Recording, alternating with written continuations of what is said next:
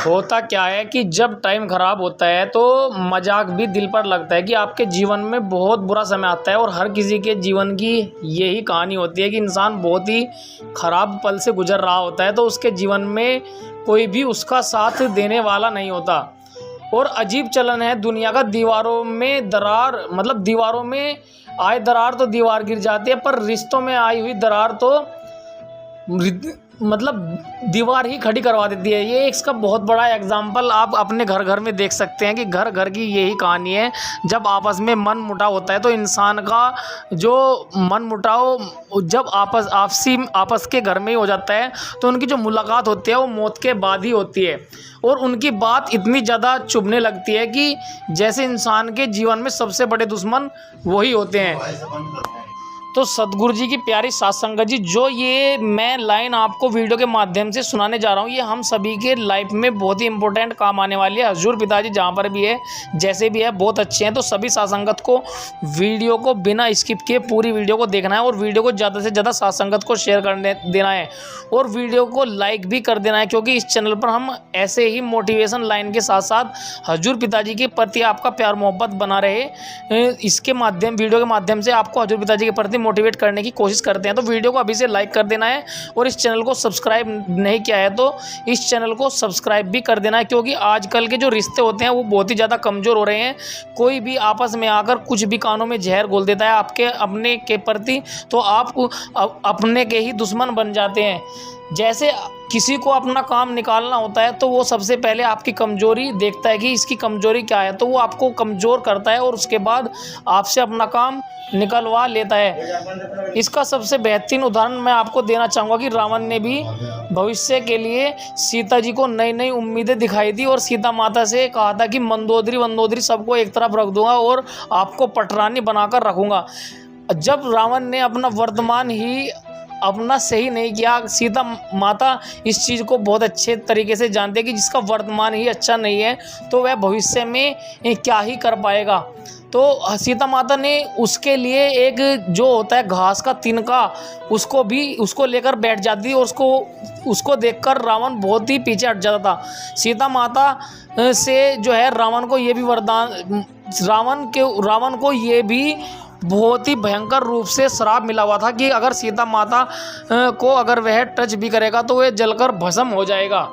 जिस तरीके से वह सीता मैया माता जी को बोलता था कि मैं श्रीलंका की तुझे पटरानी बनाकर रखूँगा, सबसे ऊपर जो रानी का दर्जा तुझे ही दूंगा। लेकिन सीता माता जी ये बहुत अच्छी तरीके से जानती थी कि और वो अपने दिल में महसूस करती थी कि वे पतिव्रता स्त्री है और अपने पति से अलग वे कभी किसी को नज़र उठाकर भी नहीं देख सकती। जिस रावण का वर्तमान ही बहुत बुरा हो, जो जिसने सीता माता को उठाकर अपने राज्य में ले जाकर हरण कर लिया हो सीता माता का, तो वो भविष्य में क्या करेगा। रावण बहुत ही इस तरीके से देखा जाए तो बहुत ही गंदी हरकत थी, जिस वजह से वो सीता माता को नए नए सपने दिखाता, लेकिन सीता माता ने उसका कोई भी जो है सपना स्वीकार नहीं किया जो वो सपने दिखाता था। जैसे कि आज की जनरेशन में आज का लड़का मतलब किसी लड़की को नए नए सपने दिखाता है और बोलता है कि मैं तुझसे शादी करूँगा, तुझे अपनी दुल्हन बनाऊंगा, इस तरीके से कि बाहर घुमाने लेके चलूँगा। और आज की यूथ का भी यही हिसाब है, ऐसे ही नए नए सपने दिखाता है और लड़की से अपना काम निकालता है और उसको राह चलता कर देता है, किसी भी उसकी इज्जत से खिलवाड़ करता है। इसी तरीके से हमारे जीवन में भी बहुत रिश्ते ऐसे होते हैं कि किसी से पैसों का लालच होता है तो उसको तब तक ही याद करते हैं जब तक उससे उसका काम नहीं निकलता, और जब उससे उसका काम निकल जाता है तो उसके किसी भी मतलब में वो काम नहीं आते। भविष्य में लड़ाई कर कुछ भी बहाना ऐसा बना लेते हैं जिससे उससे दूर चले जाए। तो सात संगत जी, हजूर पिताजी ने हमेशा हमें यही बातें सिखाई है कि अगर कोई आपकी बिना वजह तारीफ़ कर रहा है तो उसके बारे में आपको बहुत ही ध्यान देना है कि हम इस तारीफ़ के काबिल भी है या नहीं, क्योंकि इंसान तारीफ़ कर इंसान का जो है भेदभाव जान लेता है और मतलब निकालने पर उसका साथ बीच रास्ते पर उसे छोड़ देता है। ये बहुत बड़ा उदाहरण है कि जो है ब्रेड पर मक्खन लगाने वाले के हाथ में हमेशा चाकू होता है, ये इसका बहुत बड़ा उदाहरण है। तो आप सभी ने हमेशा इस बात का ध्यान रखना है कि कोई भी आपकी तारीफ़ करता है तो उसके बारे में आपको विचार ज़रूर करना है कि वह आपकी तारीफ़ क्यों कर रहा है। और ये जो लाइन मैंने सबसे शुरू में बोली थी कि जीवन में जब टाइम ख़राब आता है तो इंसान की हर एक बात चुभती है, क्योंकि उसे इस बात का एहसास हो जाता है कि सब अपने बनकर अपने हमको छलने की कोशिश करते हैं, और जब वक्त आता है तो वो कोई भी किसी के काम नहीं आता। किसी की भलाई को करना कर्तव्य समझना चाहिए, न कि उसमें आनंद ढूंढना चाहिए, क्योंकि यह आपके स्वास्थ्य और सुख में वृद्धि करता है। मैं इसका एग्जाम्पल आपको एक बहुत बड़ा उदाहरण देता हूँ कि एक वृद्ध इंसान ऐसा भी है हमारी दुनिया में, उसका एक बेटा जो है एक्सीडेंट में मारा गया था। उसने अपने बेटे की लाश को ढूंढने के लिए बहुत कोशिश की, लेकिन उसका बेटा उसको कभी नहीं मिला, और उसने उसके बाद ये निश्चय कर लिया था कि आज के बाद मुझे कोई भी एक्सीडेंट की लाश या कोई भी कहीं पर भी ऐसी लाश मिलती है तो उसका जो है दाह संस्कार, हिंदू धर्म के अनुसार दाह संस्कार मैं करूँगा और इस्लाम धर्म के अनुसार उसको कब्र में दफनाऊंगा। तो आज वो उस वृद्ध व्यक्ति ने वर्ल्ड रिकॉर्ड बनाया हुआ है, और अपने पैसे से उसका खर्चा वो करता था। अपने मतलब उसका जो उसने अपना कर्तव्य समझ लिया, उसमें वह अपना आनंद नहीं ढूंढता, उसमें सड़ी हुई लाशों को भी वह मुक्ति दिलाता है, और उसको उनके क्रियाक्रम जो करता है उनके धर्म के अनुसार ही करता है। तो इसको वो अपना कर्तव्य समझता है। इसी तरीके से हमें भी अपने जीवन में अगर कोई अच्छा कार्य करना है तो उसे अपना कर्तव्य समझकर उस कार्य को करना चाहिए, न कि उसमें आनंद ढूंढना चाहिए। क्योंकि बहुत इंसान बहुत काम ऐसे करते हैं जिसमें उन्हें वह ढूंढते हैं कि इसमें हमें आनंद आता है या नहीं आता। तो इस तरीके से आप सभी के लिए हमारे हजूर पिताजी ने 163 से ज़्यादा ऐसे मानवता भलाई के कार्य चलाए हुए हैं जो हमारे जीवन में बहुत ही ज़्यादा जो है स्वास्थ्य और सुख में वृद्धि करते हैं। इस तरीके के कार्य से ही हमारा जीवन सफल होता है। हजूर पिताजी ने भी इतने मानवता भलाई के कार्य किए हुए हैं। हजूर पिताजी कभी भी ये नहीं सोचते कि इस चीज़ की हमें बड़ाई मिले, क्योंकि हजूर पिताजी ने एक इंटरव्यू के दौरान भी जब फर्स्ट टाइम जो है ABP न्यूज़ पर जो है हजूर पिताजी से पूछताछ की गई थी, उसमें ये बोला गया था कि आप मानवता भलाई के कार्य करते हैं तो उसमें आप क्या चाहते हैं, सरकार से क्या मांग रखना चाहते हैं। तो उसमें भी हजूर पिताजी ने बहुत ही सुंदर पंक्तियों में जवाब दिया था कि अगर जो कार्य हम मानवता भलाई के हम करते हैं, सरकार अगर उसमें योगदान देती है या कोई भी बड़ा आदमी, कोई जो फेमस पर्सन है वो उसमें योगदान देता है, वो भले ही उसमें अपना नाम रख ले, उसको उस मानवता भलाई का जो कार्य हजूर पिताजी बोलते हैं उसको चलाए, और भले ही उसका जो क्रेडिट है वो अपने आप को बोले कि हमने चलाया है। हजूर पिताजी अपनी तारीफ में भी इस तरीके से बोल सकते हैं कि नहीं, हम ही हमारे लिए ही है कि भाई हमने ही इस तरह से जो है मानवता भलाई कार्य किया है। तो अपनी तारीफ़ के लिए हजूर पिताजी इस तरीके से बोल सकते हैं। लेकिन कभी भी जो एक महान लीडर होता है वो जैसे जैसे कार्य करता है उसके जो फॉलोअर्स है वो उनको अप्लाई करते हैं। जैसा जैसा लीडर बोलता है, कभी भी कोई लीडर किसी कार्य को करने के लिए अपने फॉलोअर को बोलेगा जहाँ 100% की उम्मीद होती है कि वो उसको ना करने के चांस होते हैं, और अगर खुद लीडर उस कार्य को करता है तो फॉलोअर्स भी अपने आप ऑटोमेटिकली उस कार्य को करते चले जाते हैं। जैसा इसका एक एग्जांपल आप इस तरीके से भी समझ सकते हो कि जैसा जैसा लीडर कहेगा वैसा वैसा फॉलोअर कभी नहीं करेगा, और जैसा जैसा लीडर अपने आप करेगा तो फॉलोअर ऑटोमेटिकली अपने लीडर को देखकर उस कार्य को करता है। हजूर पिताजी हमेशा कोई भी कार्य की शुरुआत करते हैं, कोई भी मानवता भलाई का कार्य होता है उसमें सबसे पहले अपने आप उस कार्य को आरंभ करते हैं, यानी कि कर दिखाते हैं कि इस तरीके से जो है मानवता भलाई कार्य को करना चाहिए। फिर उसी बेस पर जो है पूरी जो उसके फॉलोअर्स होते हैं और हजूर पिताजी की साथ भी हजूर पिताजी के अनुसार, वचनों के अनुसार उन कार्य को करती है। और जीवन को बेहतर करने के लिए हजूर पिताजी हमेशा से यही संदेश देते हैं कि असली जीवन का यही मकसद होना चाहिए कि जो छोटी छोटी बातें होती है उनमें अगर आप उलझ जाते हैं तो कोई भी बड़े टारगेट को आप अचीव नहीं कर सकते। कि छोटी छोटी बात आपको, जैसे भी कोई आपके समाज में बोलता है कि हर एक इंसान आपको उनमें उलझनों में डालने की कोशिश करेगा, लेकिन आपको उन्हें बेस ना मानकर, उन्हें अपनी कमजोरी ना मानकर उनको अपनी ताकत मनानी चाहिए। क्योंकि अक्सर आपने देखा होगा कि जैसे कोई एक लड़का किसी जॉब की तैयारी करता है तो उसकी टांग खिंचाई करने के लिए बहुत से लोग ये बोलते हैं कि तुझसे नहीं हो पाएगा, और उसके लिए वह सबसे बेहतरीन मौका होता है कि वह लगातार मेहनत करे और अपनी मेहनत में कामयाब होकर उनके लिए अपनी खामोशी से मेहनत करता रहे। और जब वह कामयाब होकर सबके सामने आता है तो उसकी जो है कामयाबी शोर मचा देती है। इसका बेस्ट उदाहरण ये भी है कि इंसान को खामोशी से मेहनत करनी चाहिए ताकि उसकी जो कामयाबी है वह शोर मचा दे। खामोशी से मेहनत इतनी खामोशी से करनी चाहिए कि उसकी कामयाबी शोर मचा दे। इसका बहुत बड़ा ये उदाहरण भी है। और ऐसे बहुत से लीडर होते हैं, आपने देखा होगा कि कभी भी जो स्कूल के जो टॉपर होते हैं वो इतिहास कभी नहीं रचते। जो सन के दिमाग के इंसान होते हैं वो इतिहास रचते हैं। इसलिए छोटी छोटी उलझनों में न आकर अपने जो टारगेट है उस पर ध्यान देना चाहिए और अपने मकसद को अचीव करना चाहिए। हमेशा से एडिसन को भी यही बोला जाता था कि ये तो पगलेट है, इसके बस की कुछ नहीं है। एडिसन ने एक बार नहीं, 10 बार नहीं, 100 बार नहीं, 1000 बार नहीं, बल्कि 10,999 बार बल्ब बनाने की कोशिश की थी और 10,000वीं बार में वह उसमें सफल हो पाया था। और जब उस एडिसन से इंटरव्यू के दौरान ये पूछा गया कि आपके अंदर इतना फेल होने की क्षमता कहाँ से आई, तो एडिसन ने भी बहुत सुंदर जवाब दिया था कि मैं कभी फेल ही नहीं हुआ। तो उन्होंने कहा कि फिर 9,999 बार क्या था। उसने कहा कि मैं इनसे ये सीख गया था कि इन तरीक़ों से बल्ब कभी भी नहीं बन सकता। तो इस तरीके से जो अपनी कमज़ोरी होती है उनको अपनी मजबूती बनानी चाहिए और अपने मकसद को ध्यान में रखते हुए, अपने टारगेट को ध्यान में रखते हुए आगे बढ़ना चाहिए। अगर एडिसन इन छोटी छोटी नाकामयाबी को देखता तो आज हम जिस बल्ब में बैठते हैं उस बल्ब में, उस रोशनी में हम कभी नहीं बैठ पाते, क्योंकि एडिसन से पहले कभी किसी ने सोचा भी नहीं था कि बल्ब नाम की कोई चीज़ होती है।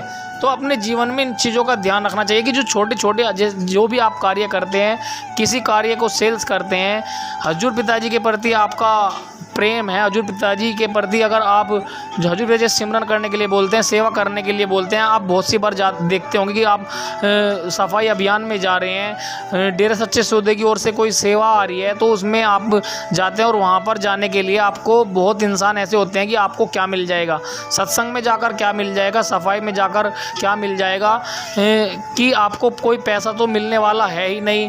लेकिन आपको ये छोटी छोटी उलझनों में बिल्कुल नहीं उलझना है, क्योंकि वो नहीं जानते कि वहाँ से वो खजाना मिलता है जो आत्मिक शांति होती है। वो दुनिया की कोई भी दौलत उस आत्मिक खजाने को नहीं खरीद सकती। जो खजाना सेवा सिमरन से मिलता है, परमार्थ करने से मिलता है और सफाई अभियान में जाने के बाद जो आत्मिक शांति मिलती है वो दुनिया के किसी भी खजाने से उसकी तुलना नहीं की जा सकती।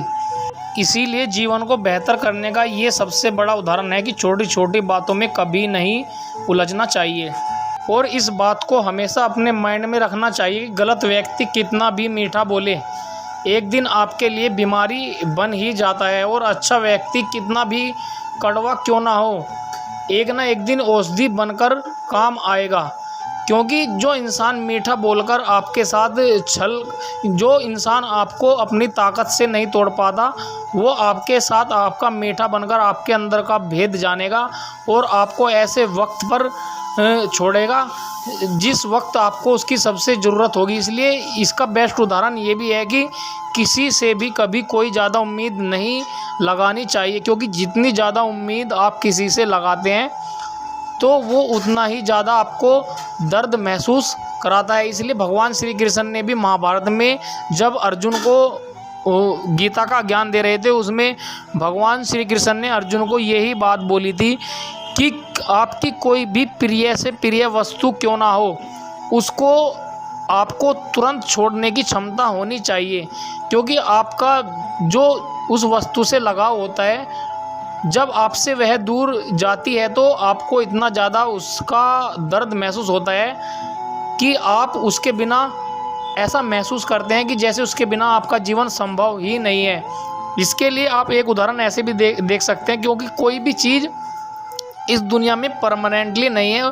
परमानेंटली है तो सद्गुरु का प्यार, भगवान से जो आप प्यार करेंगे भगवान के प्रति लगाव रखें वो परमानेंटली ही माना जाता है। दुनिया की दौलत जिस तरीके से आप देखते हैं कि दुनिया की दौलत भी अचानक से आपको मिल जाती है तो वो परमानेंट आपके पास नहीं रहती, वो भी एक ना एक दिन समाप्त होनी होती है।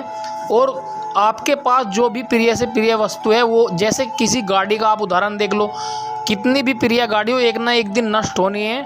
और जो भी आंखों के सामने चीज़ दिखाई देती है वो एक ना एक दिन नष्ट ज़रूर होती है। तो आपको बिना लगाव के जो है उस चीज़ को त्यागने की आपके अंदर क्षमता होनी चाहिए। जैसे एक माँ का बेटे के प्रति मोह होता है, इसका बहुत बढ़िया उदाहरण घर के अंदर से, हर किसी के घर के अंदर से निकल कर आता है कि माँ का बेटे के प्रति सबसे ज़्यादा मोह होता है।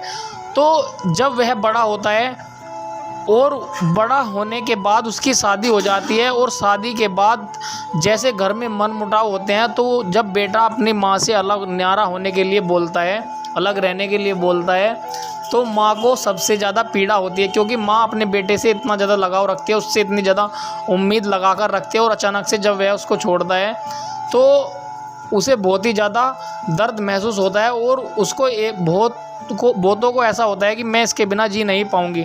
तो इस तरीके से आपको कोई भी प्रिय वस्तु होती है तो उसको त्यागने की क्षमता होनी चाहिए। और आपका जो कठिन समय होता है वह भी आपको सबसे ज़्यादा मजबूत बनाता है। साथ संगत जी, हजूर पिताजी सत्संग में हमेशा ये इतनी अच्छी अच्छी बातें बताते हैं, ये पूरे सत्संग का निचोड़ आप बोल सकते हैं, क्योंकि हजूर पिताजी ने हमेशा से ही जगह जगह पर जो सत्संग लगाए हैं, करोड़ों साथ संगत के जीवन में जो सुधार किया है वो इतना ज़्यादा लाइफ चेंजिंग होता है कि अगर आप ध्यान से हजूर पिताजी के सत्संग को सुन लेते हैं तो आपको हजूर पिताजी से इतना लगाव हो जाएगा कि आप उनके बताए हुए अगर कार्य पर चलते हैं तो आपके जीवन में इतनी ज़्यादा खुशियाँ आ जाएगी जिनको आप संभाल भी नहीं पाओगे। आप अगर मालिक से अपनी इच्छा से कुछ मांग लेते हैं तो क्या वो हो सकता है कि बहुत कम हो। मालिक से हमेशा मालिक को मांगना चाहिए। क्या मालूम मालिक ने आपके लिए कितना बड़ा खजाना रख रखा हो, आपके लिए कितना बड़ा जो है जो दुनिया का खजाना होता है उससे बढ़कर क्या मालिक ने आपके लिए सोच रखा हो। आपके पास अगर कठिन समय आपको आता है तो आपको बिल्कुल भी नहीं घबराना चाहिए, क्योंकि अक्सर आप देखते हैं कि अच्छे समय को लाने के लिए बुरे से बुरे हालातों से लड़ना होता है, क्योंकि भगवान आपको ये दिखाना चाहते हैं कि जो बुरा समय है उससे कैसे निकला जा सकता है, और बुरे समय से निकलने के बाद आपके जीवन में जो खुशियाँ आती है उसका आनंद ही कुछ और होता है। हजूर पिताजी इसके सबसे बेस्ट उदाहरण है, क्योंकि हजूर पिताजी आज जेल के जो सबसे इंसान के लिए जो जगह सबसे ख़तरनाक होती है कि इंसान जहाँ पर जाने से बहुत ज़्यादा घबराता है वो होती है जेल। हजूर पिताजी ने पूरी दुनिया को एक महान लीडर होने के नाते खुद पर अपने आप के ऊपर ये बात दिखाई है कि एक जो अच्छा लीडर होता है वो कैसे कैसे बुरी स्थितियों से निकलकर जो है एक समाज में अच्छी रोशनी फैला सकता है। हजूर पिताजी ने जेल के अंदर जाने के बाद भी एक बहुत बड़ा उदाहरण पेश किया है कि हजूर पिताजी ने इतने अच्छे अच्छे कार्य किए कि जो अच्छा इंसान अच्छे अच्छे कार्य करता है तो इस दुनिया में आने के बाद उसको कैसी कैसी बुरी स्थितियों से का सामना करना पड़ता है। जैसे भगवान श्री कृष्ण की द्वारिका नगरी भी डूब गई थी, उनको श्राप दे दिया गया था, और भगवान श्री राम खुद अवतार होने के बावजूद उनको 14 साल का वनवास दे दिया गया था। और इस युग की बात करें तो हजूर पिताजी को जो है 20 साल की जो कैद हुई है वो एक तरीके से दुनिया के नियम के अनुसार ही हजूर पिताजी कर दिखा रहे हैं कि इस दुनिया में जब कोई महान लीडर आते हैं तो उनको हर युग में जो है इस दुनिया को कोई ना कोई नई दिशा प्रदान करनी होती है, और वो किसी भी तरीके से करे। हर बार उनका तरीका अलग होता है, क्योंकि अवतारी रूप शक्तियाँ अपने अनुसार किस तरीके से अपने कार्य को अंजाम देते हैं। हजूर पिताजी क्या मालूम हो सकता है कि आने वाले युग में हजूर पिताजी का जो आज का इतिहास है वो इतिहास के सुनहरे पन्नों में लिखा जाएगा कि किस तरीके से एक महान लीडर, एक अच्छे गुरु होने के नाते उनके ऊपर आरोप लगाए गए और उनको इतने साल की सज़ा दे दी गई थी। रामचंद्र जी को जो वनवास दिया गया था वो इस वजह से दिया गया था ताकि उन्होंने इस तरीके के नियम बनाए थे ताकि आने वाले युग को इस तरीके से संदेश मिल सके कि एक जो अपनी प्रजा के बारे में इतना कुछ सोचता है उसके ऊपर भी ऐसा कठिन समय आ सकता है। तो हमेशा आपको कठिन समय में मजबूत बन के रहना चाहिए। और ये सबसे बेस्ट उदाहरण आप देख सकते हैं कि सासत नाम जी को भी जब डेरा सच्चा सौदा की गद्दी सौंपी गई थी, उनके लिए भी जो है एक बहुत ही खतरनाक परीक्षा ली गई थी। सासत नाम जी से बोला गया था कि आपके घर में जो भी सामान है वो लेकर आ जाइए। साईं मस्ताना जी ने ये बोल दिया था कि आपके घर में जितना भी सामान है वो डेरे के अंदर लेकर आ जाइए। और सासत नाम जी जब आ गए तो फिर बोल दिया गया था इसको बाहर लेकर बैठ जाओ। यानी कि सर्दी का मौसम था और सासत नाम जी को सब कुछ उनका जो घर का सामान था वो बुला लिया था और फिर उनको बाहर बैठाने के लिए बोल दिया था। सासत नाम जी ने करा क्या कि वहाँ पर जो भी साथ संगत आ रही थी उनको गिफ्ट के तौर पर वो सब कुछ दे दिया था। एक तरीके से इतनी परीक्षा ली गई थी तो उसके बाद ही सासत नाम जी को गद्दी सौंपी गई थी। ऐसा कुछ मैंने ग्रंथ में पढ़ा था। तो साथ संगत जी आपने कभी भी इस बात का ध्यान रखना है कि अगर आपके ऊपर कोई भी बुरा वक्त आता है तो आपको बुरे वक्त का अच्छे से सामना करना है। हो सकता है मालिक उसके बाद आपको कितनी बड़ी खुशियां देने वाले, क्योंकि जीवन आप देखते हैं कि डॉक्टरी लाइन में भी जब तक हार्ट की धड़कन तिरछी मिर्ची होती है, उतार चढ़ाव होते हैं, तब तक जीवन रहता है। और जब वो लाइन सीधी हो जाती है तो इंसान मर जाता है। तो जब तक जीवन है उतार चढ़ाव रहेगा और आपको उस उतार चढ़ाव का सामना करना होगा। इसलिए हमेशा आपको बुरी स्थितियों का सामना डटकर करना है और अच्छे से अपने लक्ष्य की ओर आगे बढ़ना है। और हमारा मकसद हजूर पिताजी हमेशा यही बताते हैं कि भजन कर कर सिमरन कर कर मोक्ष की प्राप्ति करनी है और इस जन्म मरण के चक्कर से आज़ाद होना है। तो हमेशा अपने हजूर पिताजी के प्रति ऐसा ही प्यार बनाए रखें। हम भगवान से दुआ करें। कुछ बात आपको गलत लगी हो तो उसके लिए दिल से सॉरी चाहेंगे। मिलते हैं नेक्स्ट वीडियो में। वीडियो को लाइक कर दे और चैनल को सब्सक्राइब नहीं किया तो इस चैनल को सब्सक्राइब भी कर ले, क्योंकि इस चैनल पर हम हजूर पिताजी के प्रति आपका विश्वास अटूट बना रहे और हजूर पिताजी के प्रति आपका जो दिमाग में समृद्धि हो, हजूर पिताजी के प्रति जो भी समाज के भलाई के कार्य आपने सेवा ली हुई है उनमें आपका बढ़ चढ़कर योगदान दे। और वीडियो को लाइक करना बिल्कुल ना भूले और चैनल को सब्सक्राइब भी कर ले और ज़्यादा से ज़्यादा वीडियो को शेयर कर दे ताकि सभी साथ संगत तक जो है हजूर पिताजी की वीडियो पहुंच सके और हजूर पिताजी का जो चैनल नहीं देख पाते इस चैनल से जुड़ सके। मिलते हैं नेक्स्ट वीडियो में। जैसे ही हमें कोई हजूर पिताजी के प्रति हमारा जो मोटिवेशन के प्रति कोई ख्याल आएगा हम चैनल के माध्यम से आप तक पहुंचाने की कोशिश करेंगे। तब तक के लिए आप भजन सिमरन करते रहे और हजूर पिताजी से जायज़ मांग करते रहे। हजूर पिताजी जायज़ मांग सभी साथ संगत की पूरी भी करते हैं। मिलते हैं नेक्स्ट वीडियो में। तब तक के लिए बाय बाय, टेक केयर। धन धन सद्गुरु तेरा आसरा।